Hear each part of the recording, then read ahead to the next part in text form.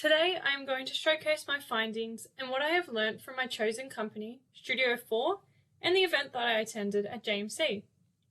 Studiofour is an interior design company based in Melbourne. The founders, Annabelle and Sarah, had begun their design journey from a young age, being surrounded by family who had design experience. They learned how to be creative and express themselves in a supportive environment. Annabelle had gained professional experience working as a design director for Media 3, followed later as a director at Car Design. From this, she found her purpose to find a studio that blends the disciplines of art, architecture, landscape, and interiors into a holistic solution. Sarah also acquired her experience at O'Connor and Huell and Car Design, working as a senior project architect. Here, she discovered her passion for innovative and cohesive design.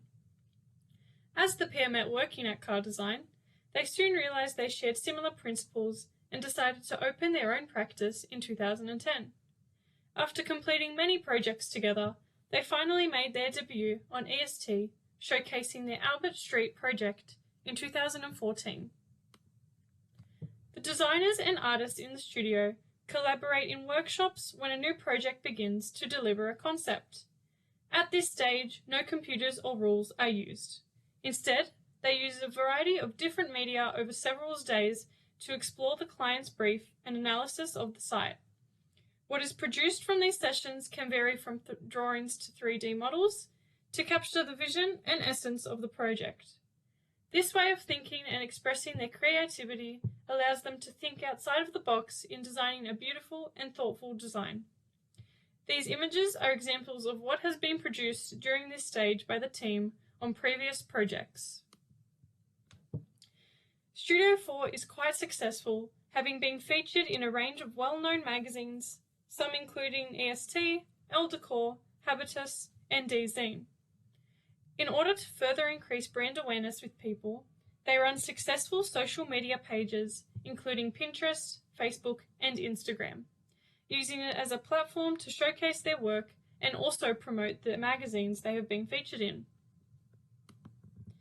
The company showcases their unique design style by providing their holistic service, which focuses on architecture, interiors, and landscape. Studiofour goes beyond looking at the temperature and humidity of a space. Instead, their approach looks at health-supporting human behaviour, how clients will interact and respond to the space. In an interview conducted by EST Living, Sarah provided an example of a project they had worked on, where the client and family had previously lived in a house covered in black mould and believed that that was the reason their family's health had suffered.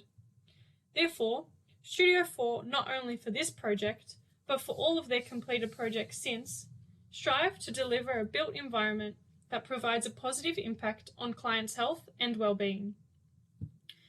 An example of one of the recently completed projects is this beautiful Ruxton Rise residence. This new home is not overscaled or ostentatious, but instead focuses on the private, unpretentious, and sustainable. The brief for Studiofour was to create a home where the sense of place is expressed in a series of intimate relationships with the surrounding landscape. In summary, a home that brings the outside in. The result is an uncomplicated design that embraces privacy, warmth, clean air, and an abundance of natural light. Public and private zones are created to provide a backdrop for slow, simple living. This project was awarded the 2020 Australian Interior Design Awards Best of State for Victoria. Another example of a stunning project Studiofour has designed is the Alfred Street residence. The existing layout of this Victorian terrace was comprised of a series of section spaces, with some spaces hosting several functions. With the insertion of two new courtyards throughout the house, and the paring back of both detailing and materiality, the outcome is a series of backdrops for domestic life and objects. Both the interior and exterior are defined by the interdispersed landscape and the movement and shadows it provides. Moving on, I will share with you the information I learnt whilst attending an event last Wednesday at JMC Academy. The event was held by Serena, a visual designer who divides up her time between freelance gigs, a part-time marketing role, and Twitch streaming, and Darren, who is a strategic designer who works full-time at a design consultancy on projects that combine UX, interaction, and visual communication. I gained some great insight into the lives of Darren and Serena. Darren has been out of JMC for 3 years and is currently working for Tobias as an interaction and visual designer. While studying, Darren practiced many freelance hobbies to try and find what direction he wanted to take his career in. Some of these hobbies included social media marketing, graphic and web design, UX consulting, motion design, and content creation. Serena has been out of JMC for 2 years and is now a digital designer for the JMC marketing team. During her studies, Serena, like Darren, tried many different hobbies to learn what it is that she likes. She completed an internship for Hello Social, working in marketing as a designer, and has most recently been employed by the JMC marketing team. I found a recurring theme about the speakers, which is that they are both successful in their fields because they have experimented with many different things and are constantly being involved with the community. Although the speakers at this event are in different fields of design, I was able to learn some tips and tricks about how to successfully complete uni and how to progress into a job after. For example, Serena and Darren provided some tips on how to get a job from their own experience.